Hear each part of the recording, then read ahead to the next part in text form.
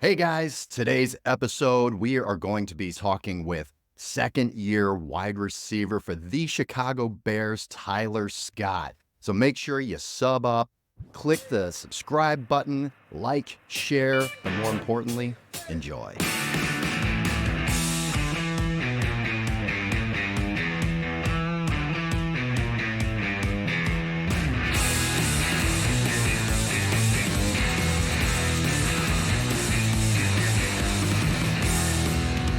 Welcome to the show. This is the Frankly Fantasy Football Podcast. We are your hosts, Frankie and Johnny. Today we are joined by a very special guest, second year wide receiver for the Chicago Bears, the burner, the speed demon, Tyler Scott. Thank you so much for being here, man. Great to see you. How are you? I'm doing good. I'm glad to be on. I know we've been trying to correlate this now for a little bit, so I'm glad we finally able to get to make it happen. Heck yeah, Absolutely. Absolutely, Ty. Like, again, man, happy to have you here. I can call a few things out, though. First and foremost, I had to get you on, not just because we love you, we're supporting you, we're part of the fan base that's going crazy for you every Sunday, but there might be a couple ties in here, man. I think I'm talking to two dynamic football players from Norton. I mean, Tyler, you might have to step aside for a second and give Johnny his flowers here, man. I mean, he has Right here, baby. That's right.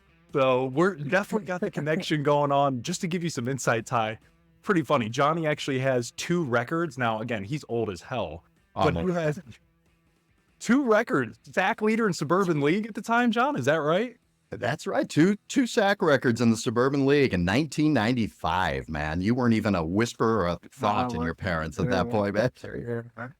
But Coach Frank, he lets me know everything that goes on in the family. He tells me everyone's stats, what everyone did. So I'm actually well familiar with kind of what you did.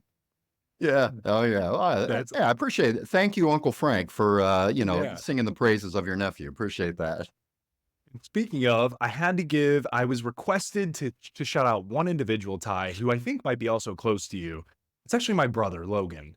He wanted me to make sure I told you hi and make sure that, we're rooting you on. Oh. Actually, for Christmas, man, we got him a shirt too that has your particular name on the back. And dude, it was the best Christmas gift ever. So shout out, Logan. I know you're going to be Shout out to watching this, Logan, man. man. Yeah, man. So he loves you, Ty. I miss him, man. Yeah, he was there. He was there so many times through high school, and just kind of hearing the story of just kind of how his dad got.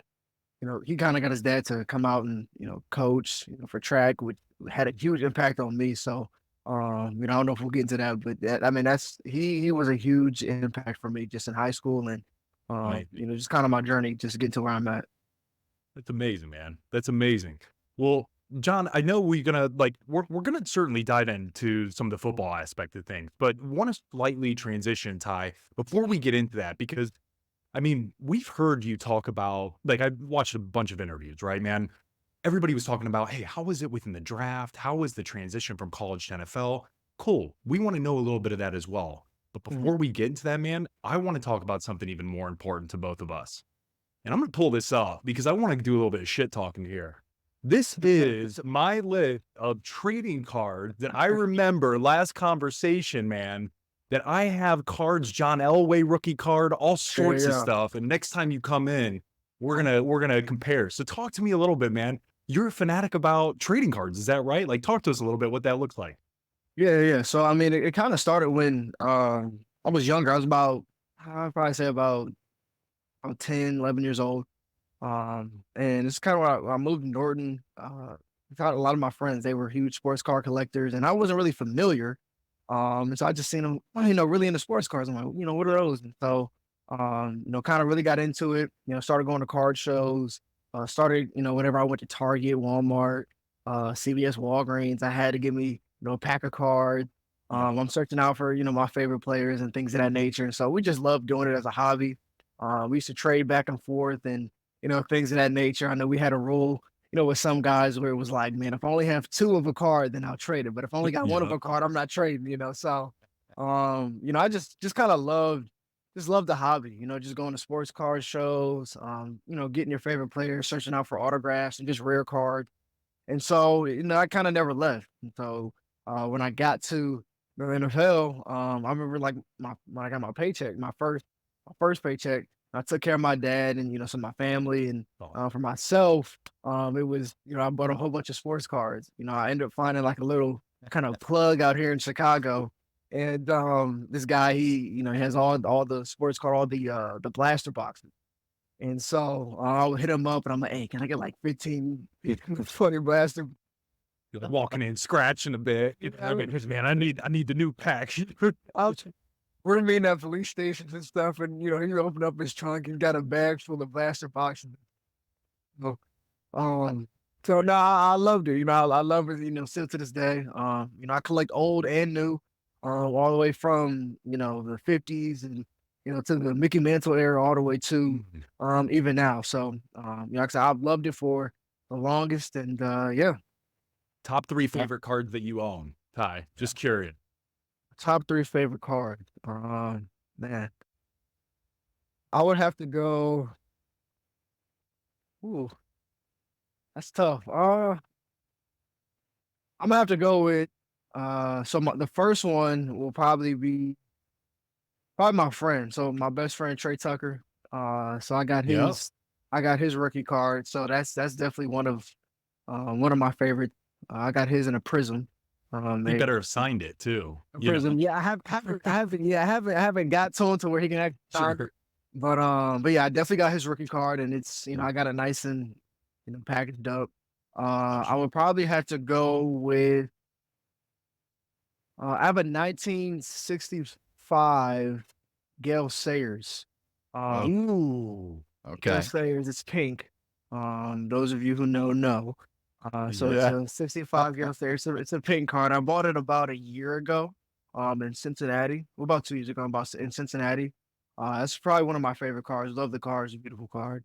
And then the third one will probably be, man, it's a tough one. I'm gonna have to go. These are like 3A, 3B. Okay. They're older cards. I'm gonna have to go with Jim Brown.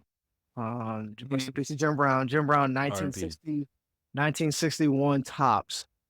Jim Brown. Oh. Very good condition. I'm trying to remember where I got it from. Can't remember where I think it was in a card shop in like Kentucky. I ended up driving like 35, 40 minutes to get it when I was living in Cincinnati at the time. And then the second card would be rest in peace to Willie Mays, who just recently Oh passed. man. Wow. Another legend. Yeah, Amazing. another legend. So I got a couple of his, but I think my favorite one is it's a 1961 or 62 tops edition for him. And so I actually got a couple of those. That's about 3 or 4 of that actual card. And it's interesting to see like the different like the print. So like you can see like one card, same exact card, but it's like maybe a little faded. And the other one has more kind of color and pop to it. And then you can also see one card, it's kind of off center to the left. And then one card's kind of like really off center to the right. It's just interesting to kind of see how, especially back in the day, and even now, you see the cards get made and like how the print and people who collect sports cards know like how important the centering is. You know what I'm saying, with the card and like the edges and stuff like that. And so it's just interesting to kind of see the different fades and grades of each card. So I'll probably end up getting those 2 graded just for the sake of just my PC. And so I'll probably have to go with those 3. If they have some anomalies like that where they're off center a little, does that make them more valuable or less valuable? Less valuable. If they're not, I'll put it this way. They usually are less valuable, but sometimes some of those more cards with like errors actually are more valuable. So Yeah, because they're more unique, right? Yeah, there's a famous one. I believe it's Frank Thomas. He has a card. I believe it's his rookie card. I think it was in 1988, 89. Frank Thomas, he has a card where it doesn't have his name. So it's the picture of him, but in all the other copies, it has Frank Thomas. And so you would know, but on this particular one, it didn't have his name. And so it's considered like an error card, but it's worth like tons just because it doesn't have his name. Yeah. It's an error card. So there is that variation that comes with it as well. Please tell me you have your rookie card in a prism as well. Yeah, I mean, come on, man. I do, right? The crazy thing is, Hell yeah. I actually got it from some fans. So, usually when I'm leaving the facility, we'll have some fans that are kind of standing off to the side in the roundabout. And so I'll stop for, most of them, and, they'll have like sports cards or just something, to sign, whether gloves, hat, whatever. And some fans would literally just give me my own rookie card. Guys would be like, "Hey man, I pulled your rookie card, or this is like a 101 or the Prism from college, or just they have all types of different unique type of cards that I haven't even seen before." I'm like, wow. One card I had, I wish I actually brought it, but it was me at the rookie premiere signing cards. Like, it was like such a unique card. I didn't have any pads on, I didn't have anything. I was actually speaking and talking with fans, and I was signing cards with fans, and I guess someone got a picture, or Panini, they got a picture and they put it on a card. And so it was one of the more unique cards I've ever seen, and someone actually gave it to me while I was leaving. So I do have a couple of my own cards, but they're all kind of pretty unique. So yeah. That's really cool. Really cool. Man, Yeah. I'm getting chills because it just brings me back a lot of nostalgia, man. As a kid, my brother Sean and I collecting football cards, man. I love that. That's awesome. I love hearing what people buy too. When you get into the NFL, it's like, all right, now you got some money. Oh, I love yeah. how you go looking for the cards, man. I love that. Yeah. But I mean, those are an investment too. You know what I'm saying? Like, Totally. Yeah. Oh yeah. they'll be worth, quite a bit. So, and honestly, what I thought about doing was, so, when you get drafted, especially a lot of the skill position players, um, you usually get a deal with Panini, right? Panini will come approach you and they're like, "Hey, we want you to sign 40,000 cards, and we'll give you $300,000 over, a span," right? And so each card is worth like a certain amount. So like each signature you sign is worth like $45, depending on who you are. Quarterbacks are going to be, up there, but Yeah. so you get your deal, and so obviously you sign your contract, and over the course of a time, they'll send you card in the mail to sign, and then you sign them, and then you ship it back, and then that's when they go into the retail stores, and so that's kind of the whole process.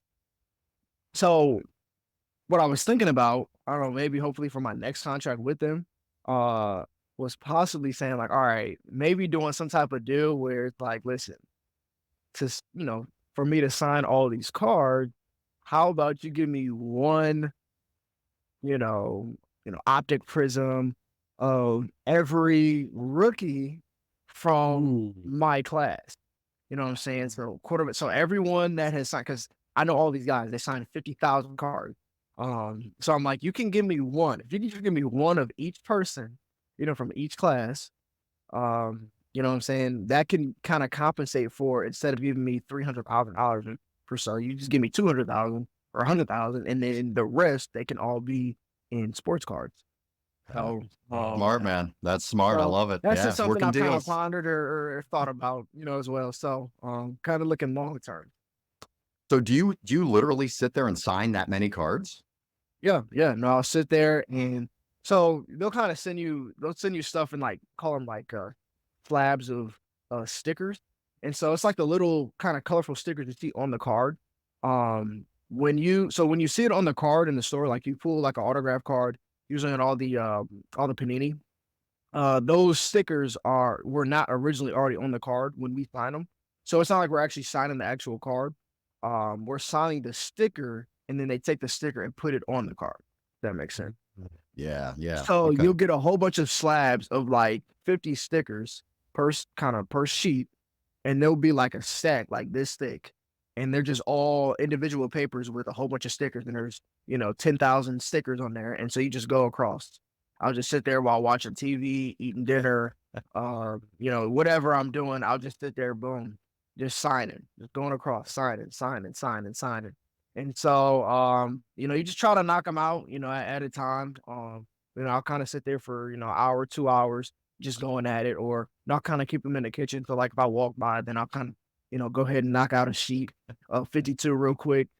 So, it can be, pretty time consuming, but, it's probably the easiest money I've ever made, for I was someone gonna to say, say hey, There's Give tougher you- jobs out there, man. They're Yeah. gonna give you a certain amount of money to go ahead and just find your name. So, Like putting on that black copper club or glove, you know what I mean? That like typewriters use. It's like, all right, man, I'm getting ready, getting my time and going. yep, Mentally yep. prepping for it. So yeah, no, Yeah. it's it's pretty cool. Just to be able to do that. I think it's kind of surreal too, because it's like, man, I grew up collecting sports cards, and then searching out for autographs, and then to know now, like, man, like You are one. I'm on. Yeah, exactly. Right. I am a sports card now. So yeah, it's pretty cool. Amazing. That is amazing. Yeah. You've got another passion that I hear about. Right. Got a little interested in wine, huh? Well, tell us a little bit about that, huh? You got a little passion there. Yeah. So I mean, if I'm gonna drink, it's gonna be wine. I haven't, really drank anything else outside of that. But I don't know. I think I just kind of fell in love with just kind of the different tastes and things of that nature with wine. Kind of with red wines. I kind of like to lay back and relax, chill. I like to listen to different things on YouTube, or kind of late at night when I want to decompress. I'll drink a glass of wine. And then like when I go on vacation and things of that nature, I love to drink kind of like more of the white wine. Just I don't know, it's kind of the vibe too. Just Yeah. depending on what I'm doing. But yeah, I mean, I just kind of always was kind of just interested in different wines and different tastings. And my wife, she has an uncle who is a wine distributor. And so every time I go over to his house, he's giving me game on all the different wines that he's got. He's always offering me, hey, you want another bottle? Or hey, here, and he kind of breaks down like, all right, so this is this type of wine. He tells me what type of grape. And he just kind of goes through just kind of each wine, and just the differences and the intricate differences between each bottle. And so I don't know, I just kind of got into it a little bit and just kind of got interested in something that I kind of want to pursue possibly here in the future. Oh, that's great. It's a whole subculture, man. I mean, just getting into wine and the process Yeah. of making it and pairing it and all of that. Yeah, I mean, you could spend a lifetime studying that stuff. So that's cool. Definitely. And what a cool opportunity after football as well, and get Yeah, yourself a no, winery, definitely. man. Definitely. Tyler, there's Oh, a that's place too. There's a place too, man, down in Florida. So it's in Tampa. And so I know Uh-huh. you work out down there sometimes, things like that. Mhm. Dude, if you're ever down there, check out Burns Steakhouse. And I say that because they actually have a wine cellar that has like 100 to 150-year-old wine.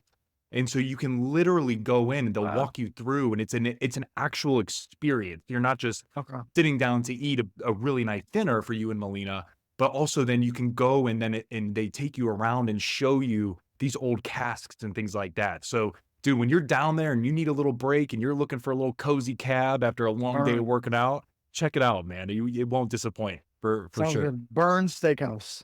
Burns Steakhouse. I'll send you some links. I'll get Okay. you some Okay. information. Sounds But good. speaking of that, man, transitioning, congratulations, by the way, to you and Melina, man. Like, Appreciate it. you got Thank it, got it done. She's Got it for done. those listening and for those watching. I mean, Melina is Tyler Scott's wife. She is number one. She's stunning. She's incredible.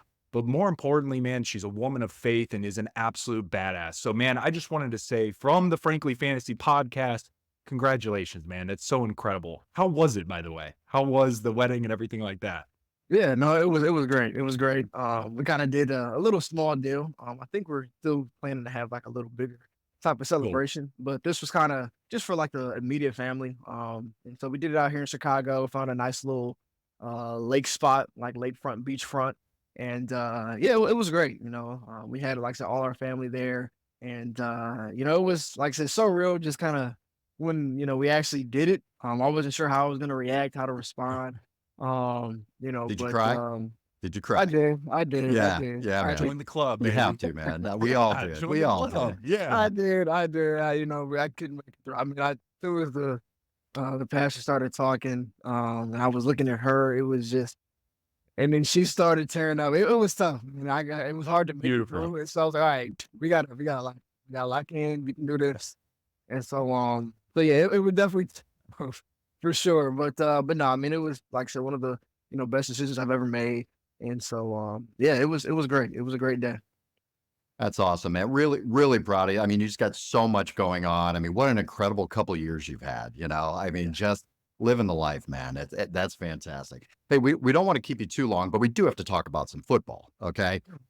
I know all you talk about all the time is the experience of the draft and all that. And by the way, Yeah. we watched, your Instagram live, watched your draft party, man. And when you got drafted, I'm taking pictures of the screen. Talk about crying. It was like at your altar of your wedding, man. I had a tear come down my eye, you know? I mean, it's just so proud. You know, the three of us Yeah. being from Akron, you and Trey as well, both from Akron. You know, Yeah. now we've always had LeBron, Black Keys, and now we got Tyler Scott and Trey Tucker, man. So, That's you right. know, putting us on the No, map. That's definitely, awesome. definitely.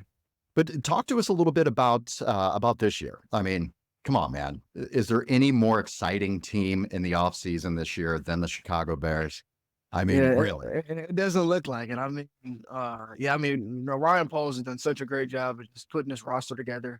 It's been a pretty loud offseason for Chicago.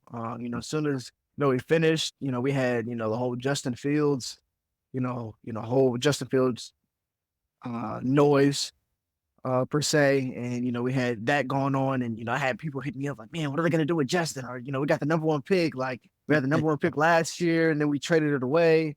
To get different pieces. And I think I was actually one of those pieces that we acquired from trading away that number one pick because we got an extra fourth, I want to say.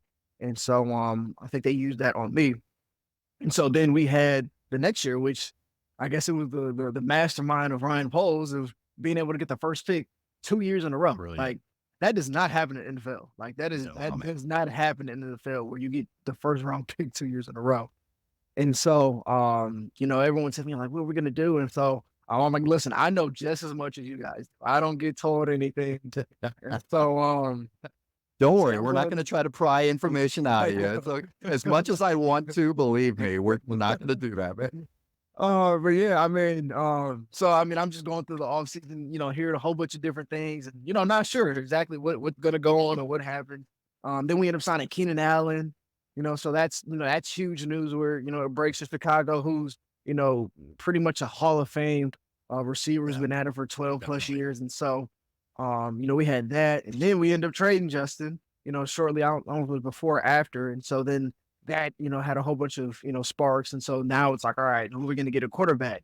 And so now we're had the Caleb Williams, Drake May, Jay Daniels, so you had all that talk going on, and so it was a pretty loud offseason for sure. I tried to stay away from kind of all the noise, Yeah, social media smart. wise, and can just be able to finally decompress, because your first year, I mean, you're not really stopping as far as football wise, because when you really think about it, you start from fall camp of college, going into the season. You got fall camp. Till this fall camp is over, you're into a 12 game long, right, in college. So get 12 guaranteed opportunities, possibly maybe one or two more after that, depending on how far you go as far as the play, as far as the conference championship and possibly the playoffs. And then as soon as you're finished, boom, you're declaring for the draft. You're right into combine training. So as soon as you're done, you're heading down to Florida, Texas, wherever you go. And so you're doing your training. And so boom, you're hitting the ground running for a couple months, just going, right? From there, after you get to so you get to the combine, after the combine's over, boom, you're getting ready for your pro day. So there's no stopping there. So as soon as your pro day is over, you get maybe a small, break for a week or two. And then you're training for, when you go in there for rookie minicamp, because you're going to get drafted. As soon as you get drafted, maybe for me, it was 4 days after I got drafted. I got the call, and then I got another call, said, hey, yeah, we'll see you in 4 days. And so from there, I'm shipped out to Chicago, and boom, I've hit the ground running rookie minicamp. And that's 3 days long. And so you're in rookie minicamp, and then from there, you're pretty much preparing for the season. You're getting into OTAs, and after OTAs, you get a short break, and then boom, you're into the NFL season. Then you got a year or a month long plus of NFL training camp. And then after NFL training camp is over, you're going into mixed in with preseason, which is about 3 weeks. Mhm. And then after preseason's over, boom, you forgot who makes a team, cuts, all that. Team figures all that out. Boom, you're into week 1. And then that's a 17 game, week long season, not including preseason, not including possible playoffs. So you're going as a rookie, and you're really not stopping as far as football. So your legs are just, I mean, you're Yeah. just going. So, once I finally got to the end, and they're like, "All right, yeah, we'll see you in about 4 months." I'm like, "What?" I'm You like, have a break? I get a break, and I'm like, but I've never had that much free time to myself to where it was like, all right, you get X amount of months off, and you just do whatever you please. You know what I'm saying? And so, that's kind of what I wanted to focus on. Was like, all right, well, I get this time. I want to be able to decompress, from football mentally, and just kind of get away. And so, with all that, it was also hard because it was just so much going on. I'm just as interested as regular fans are. So, it was a pretty loud off season. Ended up getting Caleb, and just it was a lot going on. So, and then we're on Hard Knocks this year as well. Yeah. So, that's just another thing added on. So, it's a loud off season, man. So, but it's exciting though. It's an exciting time to be a Chicago Bear, and I think it'll be a good season for us. Enjoy it, man. I mean, that schedule sounds absolutely insane. That's Yeah. crazy. But yeah, so let's talk about that. I mean, being in that wide receiver room, I mean, what a gift for you, Yeah. of being a young receiver, of having Yeah. guys like DJ Moore, who I mean, agree with me. He is a true alpha receiver, right? Bona fide Yeah. one. Yeah, I mean, I didn't ever even know he was that good until I actually got to the room with him. I was like, God, I didn't know. I've always kind of heard about him, but I didn't realize how good he was until I was able to play along. yeah, I love seeing his just absolute breakout in Chicago. And I think this Yeah. year it's going to be insane. But learning from DJ Moore, learning from Keenan Allen, Yeah. they also drafted Rome Odunze. I mean, Yeah. man, what a receiver room you guys have going No, on. our receiving room is deep, man. And I was just out in LA training with Caleb, and Keenan was there, and he actually was able to kind of, we had some one-on-one time where we were just talking through some routes, and he was just giving me some game on, different things. Cause I mean, when he first came in, like you hear about, Keenan Allen, you see the clips, all over. And he does some unorthodox things as far as on the football field that sometimes can go contrary to coaching. Mhm. But he's always open. And so when I seen it live, in practice, just watching him, I'm like, it's I don't know how to describe it. It kind of makes you, it's like a little envy, you know what I'm saying? Cause it's like, Yeah. God, like, how are you able to just, like, how did you think of that? That's like the best way I can kind of describe, like when he's running a route and just the way he kind of sets people up and how he can kind of, mentally play with people. It's like, how did you even think of that? Like, what made you understand the concept that, all right, he's going to do this once I do this, or I'm going to make him feel this, but he's going to go and it is just, I don't know, it's just kind of amazing how he sets people up and things of that nature. But just being able to learn from him, understand kind of, he's been doing it for a long time. I mean, you can't teach experience. And you could tell he's just, just that one step ahead of everyone when he's out there playing. He's probably the most creative and dynamic route runner in the NFL, still Yeah. to this day. Very, very creative. And he's not the fastest guy, so he has No. to be able to Exactly. use that creativity to create separation to get open. Now, he just does that so well. Ty, one of the questions that I had too with Keenan Allen, DJ Moore, Roma Dunze, EQ, right? It's a really well-rounded receiver room. How does the competitive level, like, does that raise? Have you noticed, like, with Keenan Allen coming in, Roma Dunze, and a few other, like, do you feel like the competitive nature is rising? Do you feel like it's more of a mental game versus a physical game at this point? Because at the end of the day, you are teammates, but also at the end of the day, you're trying to get in the field as well. Talk to me about that mental prep in terms of staying mentally focused, learning from Keenan Allen, learning from some of these other guys, while also knowing, hey, man, we just got Rome. I'm also a badass as well. Tell me about that mental prep or mental fortitude that you need to have while also kind of being able to soak in and learn as much as you possibly can. I mean, I think one thing is I'll talk about Ryan Poles as far as just putting the room together. Um, there's no egos in the Love room that. as far as there's, I mean, obviously you have different tiers, and guys Sure. where you're at in the totem pole, but as far as just personality wise, everyone's super helpful towards each other. Understand, because we all know, what's already understood doesn't need to be Sure. explained. And so we are all super helpful, with each other and towards each other. And I think it's just a great room as far as just our chemistry and who we are as men. And I think once again, that's more of a credit to Poles as far as who he brings into the room. But with that, as you mentioned, there is competition and guys are trying to make the roster and, things of that nature. And I think for me, it's like control what you can control. You know what I'm saying? I can't control them going out and getting this guy or that guy or, bringing in who they're going to bring in. They're going to bring in who they want to bring in, but they also bring in me, for a reason I was drafted. And so just understanding that as well and understanding, like I said, you just have to control the things that you can control. And those that your efforts, your attitude, and like I said, you're just things that like one big thing I would say is that I noticed in the NFL is understanding and knowing your assignment, knowing what you're doing. Because the NFL playbook is huge, especially depending on the scheme, but from going through the draft process and just looking at and talking to different teams, man, the NFL playbook is it's very big and broad, and there's a lot of different variations to a lot of different plays.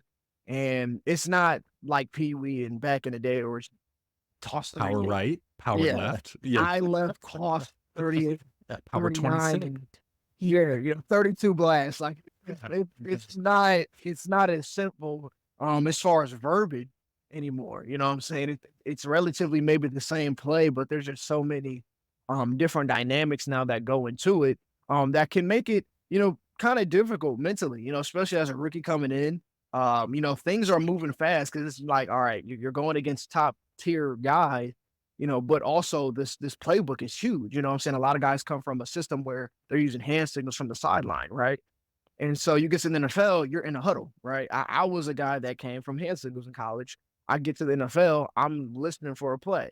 And so now I have to listen for a play, and now there's two plays in one. So the quarterback usually tells one play, then gives another play on top of that, depending on the look that the defense gives. And so you have to know the full play, what the audible is, what the adjustments are within the route and the run concept, while knowing the other play that he said, depending on the defense, right? So there's a lot that goes into it mentally and a lot of information that you have to take in. And for a lot of guys, it's tough to be able to really have all that knowledge and to be able to play fast. And so that's one thing I can see separates a lot of guys is knowing your assignment, understanding the playbook, because if you can do that, you will have a spot on the roster just simply because you know what you're doing. Because a lot of guys really can't grasp or hone in on the playbook. So it's hard to put guys out there if you're not knowing what you're doing, right? You can have all the speed and talent in the world, but if you're one step behind and you're slowing down the offense, they're not going to trust you to be in the game, no matter, how good you are. Now you may have some packages or things in that nature if you're just that good. But yeah, I mean, if you know what you're doing, you're always going to have a spot in the NFL. So those are kind of like, just for an example of like what I mean by things that you can control. Like I said, I can control being prepared, knowing what I'm doing. You can't really control injury, but all the preparation to go into that, because if, the best ability here is availability. Because if you're not available, then what I'm saying, you're not of value to the team. And so those type of things, just controlling those things, being coachable, your effort, like I said, your attitude, just how you walk, through the building, how do you handle adversity? When you drop a pass or you miss assignment, whatever, not making the same mistake twice, like those type of things that you can control. Those are huge when it comes to the NFL. And so that's kind of the mindset now is, like I said, just controlling the things I can control. And then at the end of the day, since I was little, it was always the mindset of like, I'm the best player out here. And that's something my dad always kind of instilled with me, is that no matter who's on the field, I'm the best player that has stepped on this field. And so just always having that mindset when I'm out there. So like I said, there's a lot of competition in the room for sure. But like I said, we're all like helpful towards one another. But like I said, it's competition at the end of the day. And so yeah. Rising tide raises all boats, right? Yeah, that's one thing Luke Fickle used to always say at Cincinnati. Rising tide raises all ships. So that's definitely carried. That's definitely carried. Now, listen, man, your head's in the right place. I mean, your attitude, where your mindset is. I mean, all of that just It's exactly what you want in an NFL player. It's really refreshing to hear that, man. So it sounds like you got just a great head Definitely. on your shoulders there.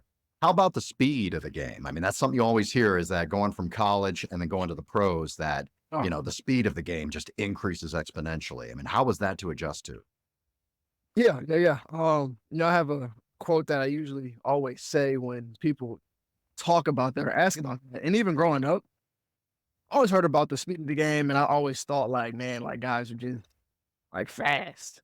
And I got there and it was like, all right, well, guys aren't really I mean, guys are fast, but it's like guys are fast in college, right? I mean, it's not like a huge difference as far as like running speed, but it's more the mental speed. And I usually say one thing that I found is that I'm usually faster than pretty much everyone I go against, but it's not necessarily that when I catch the ball and I'm running like a guy is fast enough to, catch me. It's that defender's mind is faster than my legs, right? And so you have guys who have been in the NFL for 10, 12 plus years who are older, older guys who aren't running 4.4, 4.3 in the NFL, but why can they keep up? Why are they able to stay over top of everything? It's because they know the knowledge of the game, the experience that they have, they already know what's about to happen. Their anticipation, that's what it is. The anticipation is so much faster and they understand what's going to happen. They understand tendencies. They understand, concepts. They understand leverage. They understand where their help is in the defense, right? When you're in college, guys are just out there just kind of roaming around, not understanding where their defense is, not understanding, the whole structure of the defense and playing their zone, their technique. And so you get to the NFL, it's not that. Guys know what their technique is, they know what their zone is, they know where their help Yeah. is at. And so, like I said, it's more so the mental game, and it's really, really mental in NFL. That's where you really Oh, see yeah. the separation. It's not really physical; it's really mental. And so, that's what I believe people mean by the speed of the game is a lot faster.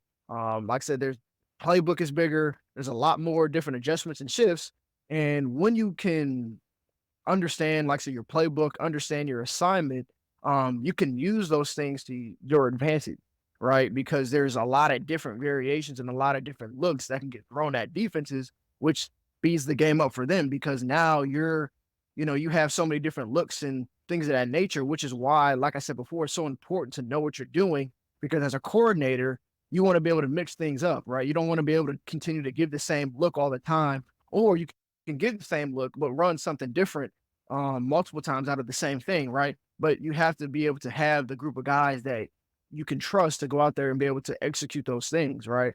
And so yeah, the speed of the game is more so mental than it really is physical speed, right? So yeah. Well, I mean, it's easy for you to say because you're so goddamn fast. I mean, Like what? other guys are like, no, man, they are fast. Yeah, they're physically fast too. No, they definitely fast. They're feeling 9? Is that your fastest? Is that right? Did I hear that correctly? Something like yeah. that. 4.29 at one point? Yeah, yeah, yeah. So it was actually my freshman year of college. I was Okay. coming off of indoor. Thanks to Coach Frank and Chelsea. They got with me before I left. And they were just kind of helping me seem to enhance my speed. I was coming off a stellar indoor and I was hurt too because I wanted to run outdoor because I never got a chance to make it to the state championship. Just from I had a long journey as far as track in high school, just a like an up and down journey as far as injuries, I had coaching. So I just had, went through my tribulations there, but I finally got to my going, I think it was the end of my junior year. Um Going into my senior year, I don't know if it was the start of my senior year. I can't remember where like indoor kind of falls, but I just remember Coach Frank was like, "Hey man, come out for track." And so I remember at the time I wasn't. So I remember it was actually in the middle of track. My I didn't run track my sophomore year, and so didn't run my sophomore year. I'm out there while the track team is practicing. I'm on the football field training, and I remember seeing Frank walk up, and I see he's walking towards me, and he's like, "Hey, what's going on, man?" He's like, "Listen, I'm thinking about possibly, being coach next year. And if I was coach next year, would you come out and, run or and jump and all these things?" And I'm like, "Nah, yeah." And he was kind of giving his background, how he used to coach Paris Campbell, who Oh was yeah. one of my favorite player. Shout out Pete. Um, growing up in high school, my dad and I, and my mom, we used to go to all his games, and so he actually used to run for West Akron Track, which is a track club I ran Yeah. for growing up, and so he was part of that team. So we were on the same team for a little bit, and so he was just kind of giving me his history and his background on coaching at St. V and state titles and things of that nature. And so I was like, yeah, no, I'll definitely come out. And so he ends up coming out. I have an awesome junior year. I'm feeling strong. I'm feeling fast. And I remember I ended up getting I had to cut my season short because I had a tibial tear, I guess, in my kind of like outside of my calf. So I remember I was running and I'm like, man, it feels like something's like tugging, And so I had to like stop. I had to stop long jump because I was jumping as well. I was doing long jump, so I had to stop long jumping just so I could be able to run. And so I was running, but I kept getting faster throughout the season. But we got to, I remember going into the district meet, and before we went there, I went and got a MRI or X-ray on my calf, and they're like, yeah, you have a tibial tear or fracture, and they're like, if you keep running on this, like it's gonna end up getting bigger and going all the way through. And I'm like, are you serious? Like, yeah. And so I had to shut down my whole junior year. Didn't even get a chance to compete in the postseason. And so I had to shut it down. And so then going into the following year, we had then the indoor, right, that Coach Frank had set up, which was the first time Norton has had that. And so I'm like, oh, this is cool. Like I've always heard about it, but I never, participated in indoor. And so get into indoor, I love it. I love it. I love it. It's 16 meters, it's short. You know what I'm saying? I'm not doing all these 400s and all this longer Oh stuff. yeah. But I'm training in the hallways of Norton High School. You know what I'm saying? Has to do the It's, step drill. yeah, I'm doing the 400 foot. step. Oh, I I'm know. doing the Trust me. You can't be doing it when I was like 5. I get it. Yep, Yeah. yep. I'm doing the step drill, and we're doing banded starts, and just all these things, man. And so, going to indoor, I'm killing it. I ran like 6.87, like my very first 60. And I think I was ranked like after my first one, I was ranked like top 5 in the Yep. state at the time, and I just kept getting better. And then going into um the actual state meet, I was ranked number 1 and I almost broke the state record actually. And my final 60-meter dash, and I think I was like 300ths of a second off. The state record was like 6.74. I ended up running like 6.77. So Man. it was but I actually ended up coming second that race. We actually tied. That was actually funny. We actually ended up tying. I mean, we ended up Wow. crossing the finish line. We ended up looking at the screen, and the guy that was next to me, he was like, "Bro, we just ran the same time."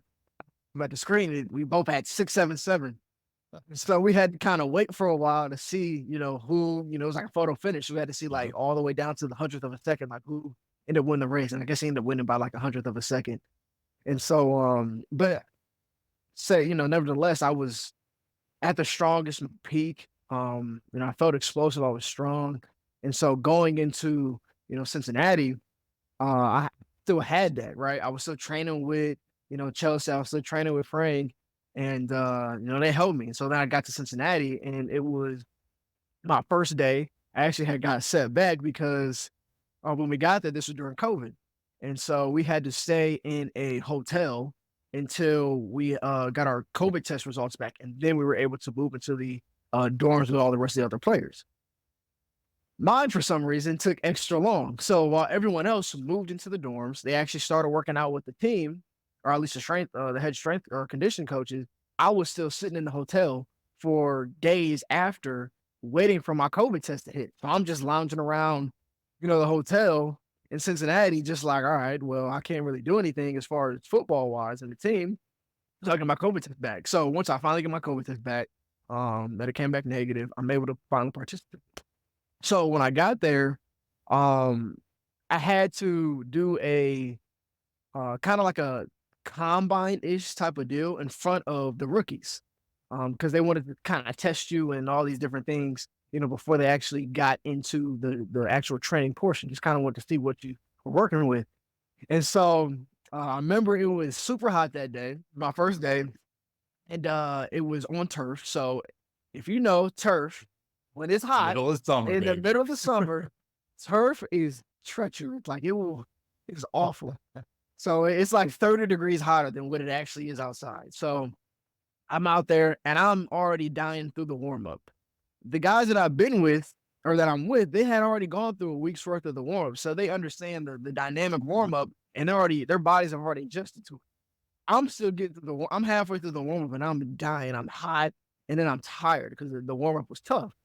And so after we finished the warm up, the strength coach is like, all right, Tyler, and I think it was actually one of the kids that we had to wait. He's like, all right, you two head down. You're about to do a combine in front of the rookies. And so, or freshmen. And so we're like, all right, so we get down there. And the first thing we got to do is a 40-yard dash.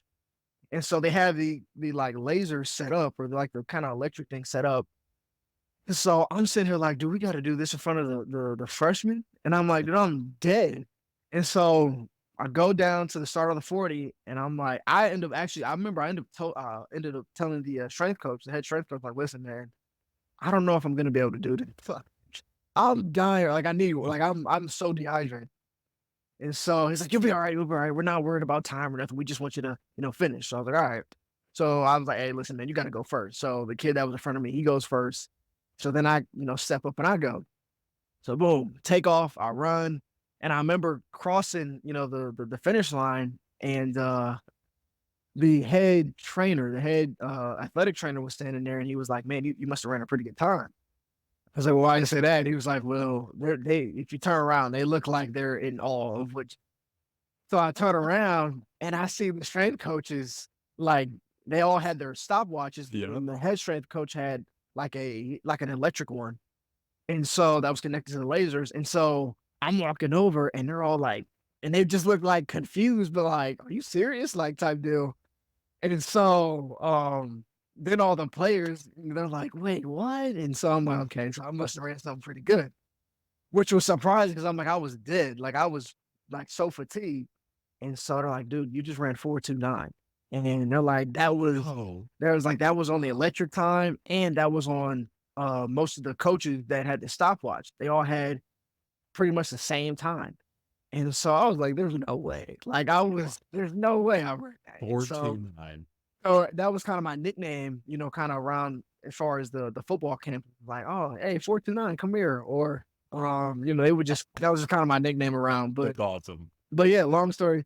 Longer story. But yeah, it was like I said, when I was my freshman year in college. Like I said, I credit that to Coach Frank and Chelsea for just being able to, just have that speed and to be able to keep it all the way through. So, I thought you were going to say you got done and you turned around and you burned a hole right through the path, right through that hot ass turf, Yeah.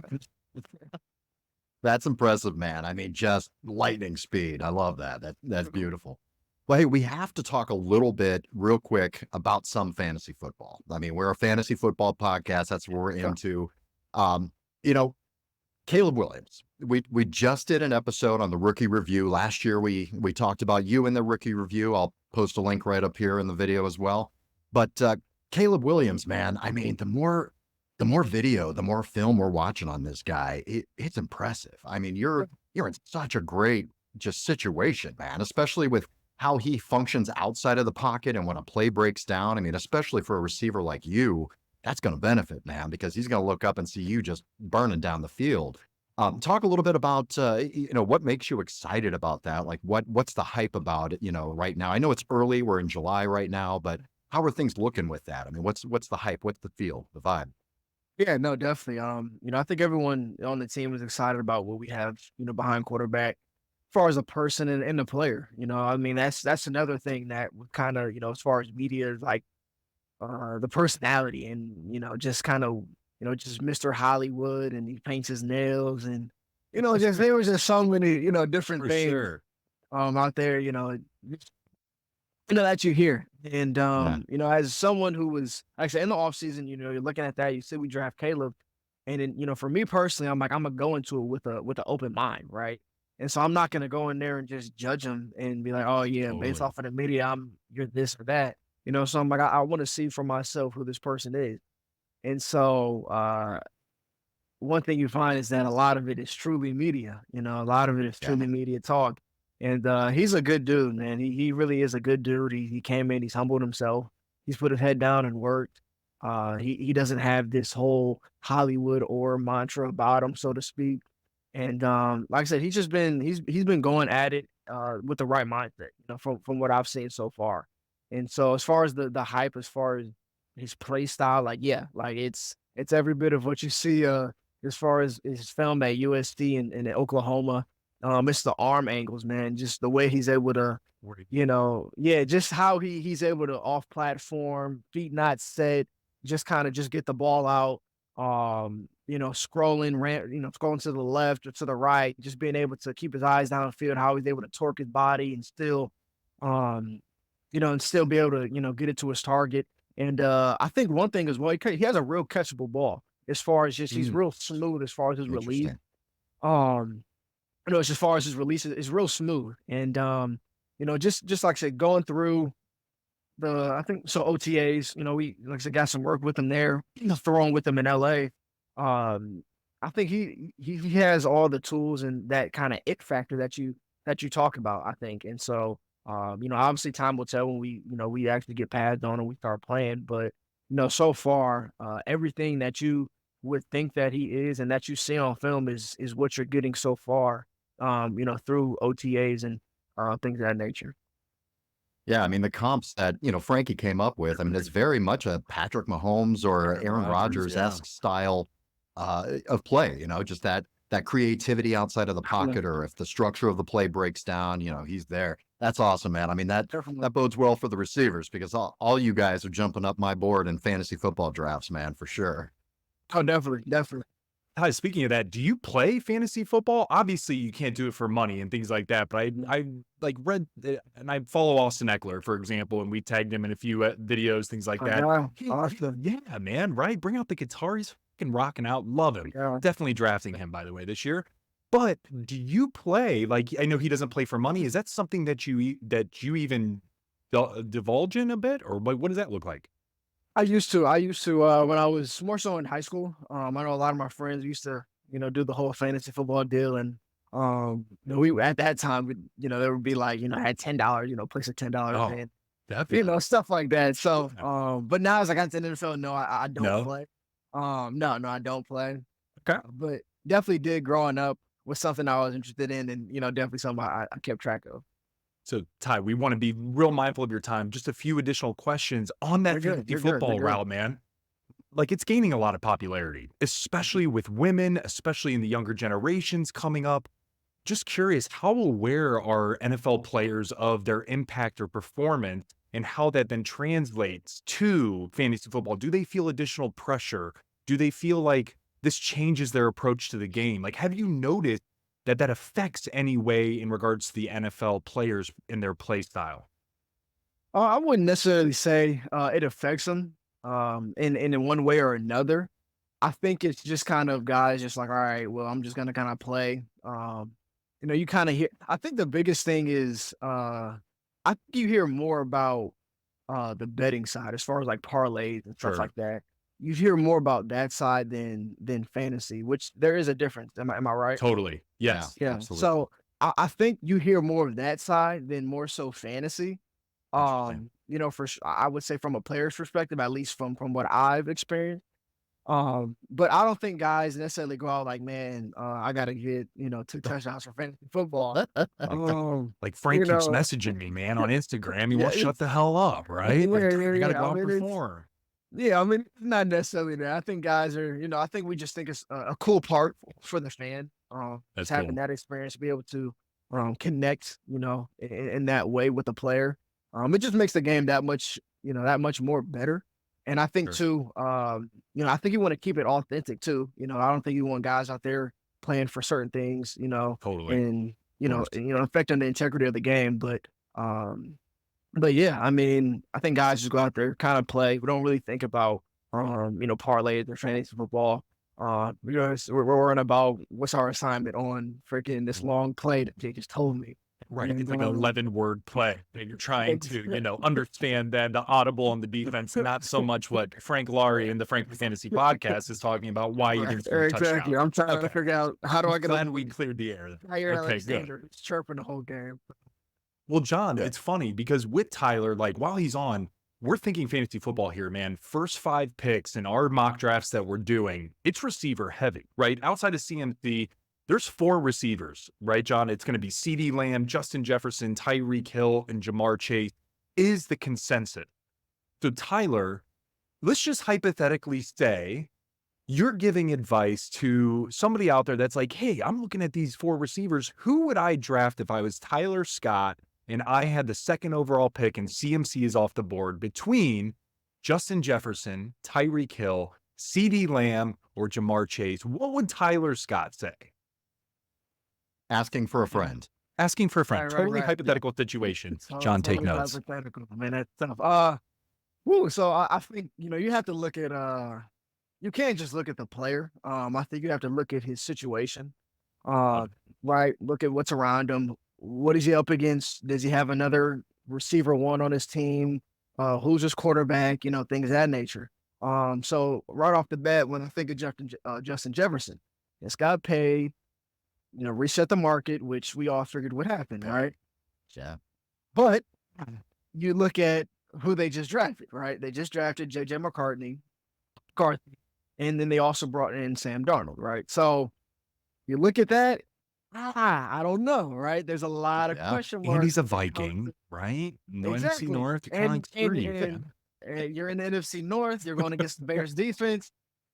You're going to have at least 2 of those games. It's not going to be great. So, so I'm looking at that. There's question marks with JJ. So I'm not going to be too sold or too convicted in drafting Justin Jefferson based off of that as well. Then they also just picked up Aaron Jones, who's in the backfield. He's going to get his carries. He's done. I will say probably last year, the best football player I seen live in person was probably Aaron Jones. Really? Yes. Wow. Aaron Jones live was the best football player I've seen play last year. That was me personally.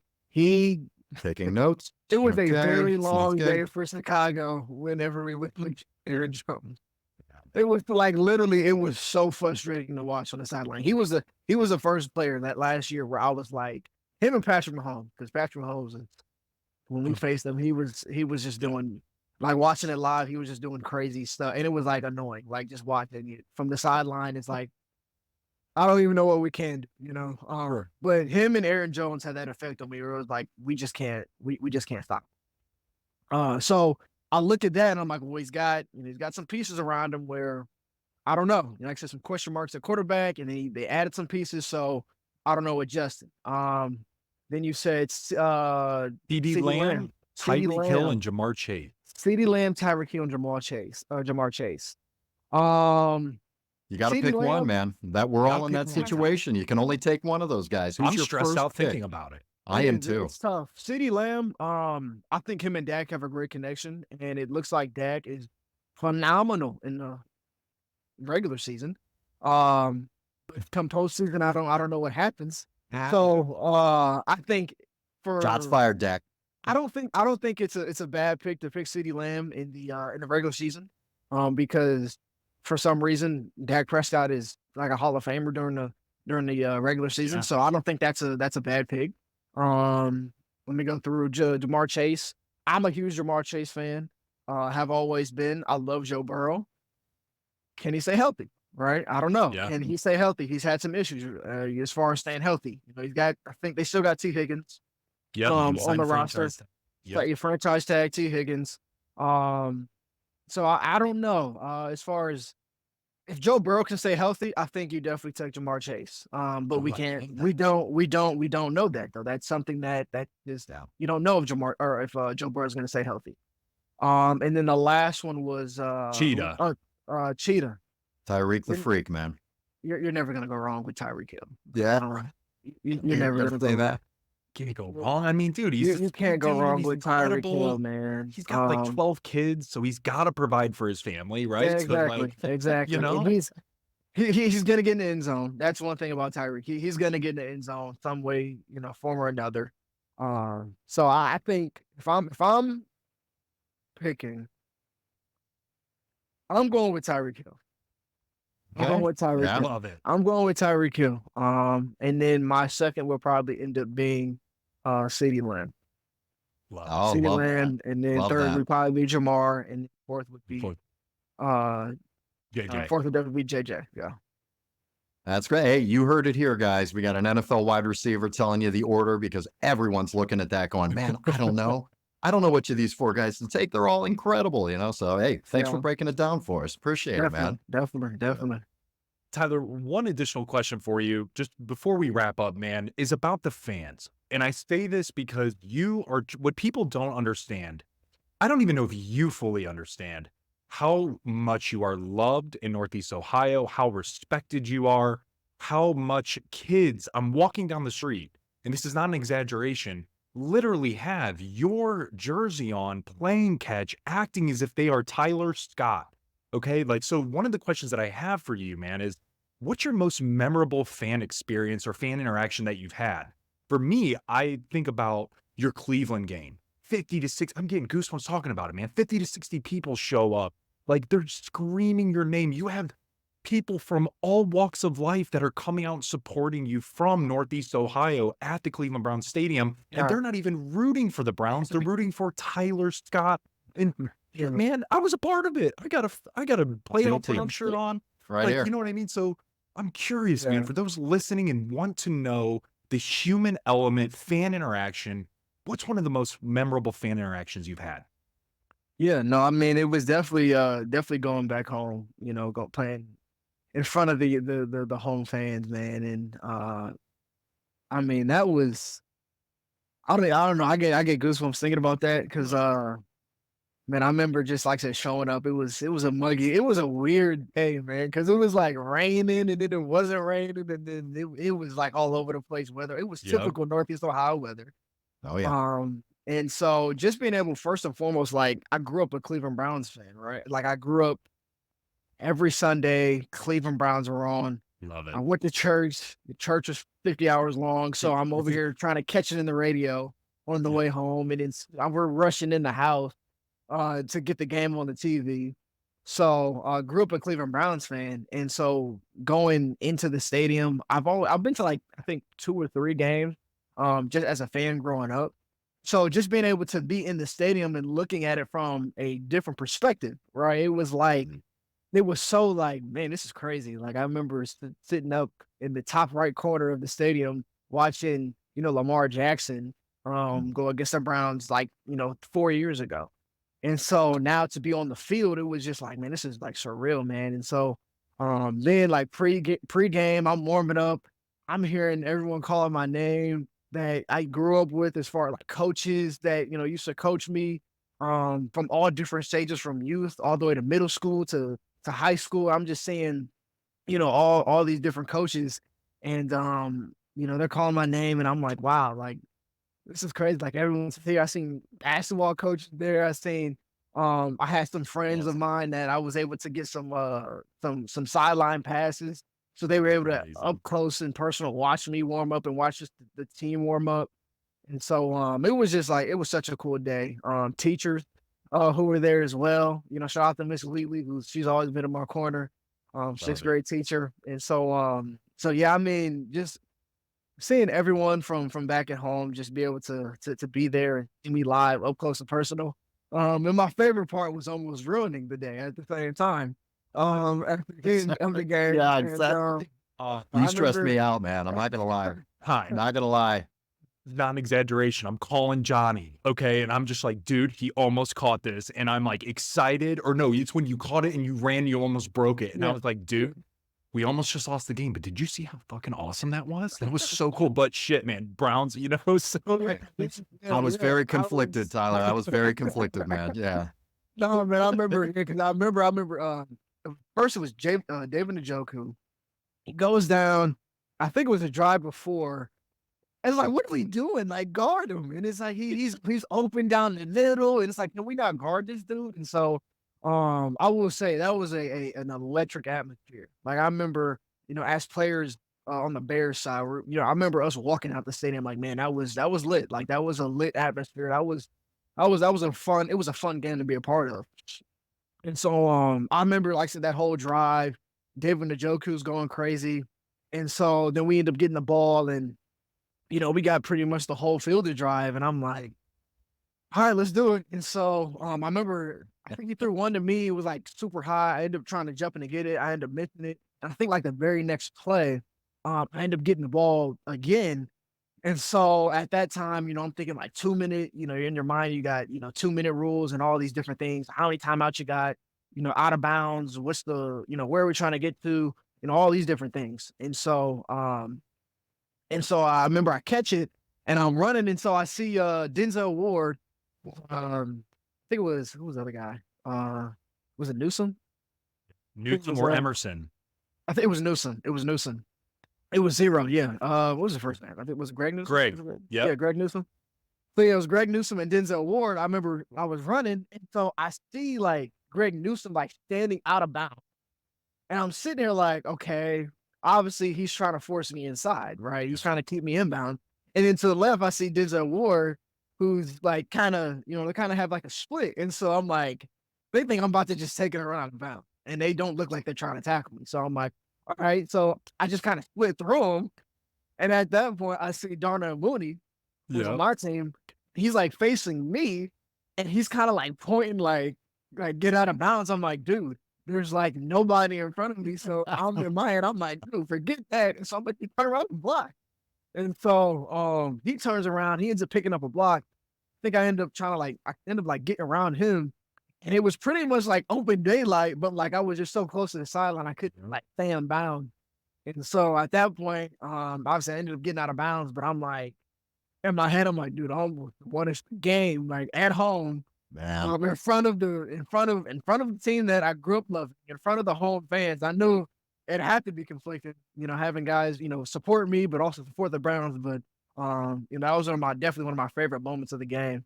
And then just hearing everybody talk about it after. But that game was definitely one of the, like I said, the prime as far as just fan interaction, seeing everyone that I grew up with and just having that support. Man, I was conflicted. But man, when you caught that pass, I even looked at Frankie and went, oh, I saw the speed too, man. And I just went, oh my God, he almost killed us there. He's gone. Gone, that's it. It in dramatic fashion too, because we doing the Hail Mary, and I was in the back. And so all of a sudden I thought Mooney was going to catch that. I hear like the crowd goes silent, and then I hear him start erupting. And then I see one of the guys from the Browns he's like running with the ball, and he ends up getting down. I'm like, I didn't know what happened.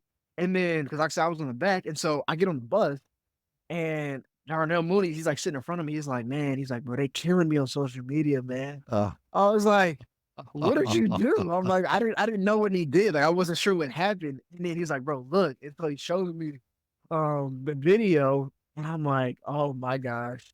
Like, I did not know it was that close. Like, it hit his hands, and he's falling backward, and it like kind of bounced up. And then I'm like, dude, oh my goodness. I'm like, dude, we almost had it. But that's the name of the game. And I think if we end up winning that game, we end up having a better chance of going to the playoffs. And then once we lost that game, it took our chances down to like 2%. So, but no, that was definitely just a great game, fun atmosphere, and just overall, definitely a game I won't forget.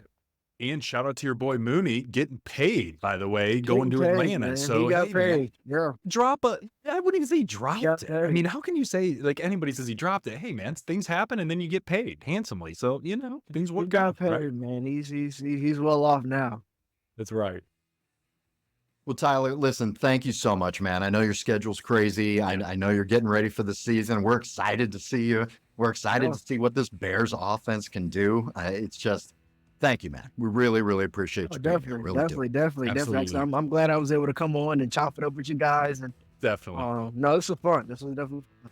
Ty, we'd love to have you. We'd love to have you on, and another time, man. Maybe even bring on Trey. We can go back and forth. We'll chop it up. Maybe we'll even pull up some old highlights. And, we'll get it going. But dude, I gotta say, from my family specifically, from the Frankly Fantasy Football community and family here, and all of Northeast Ohio. Brother, we are rooting for you. We love you, man.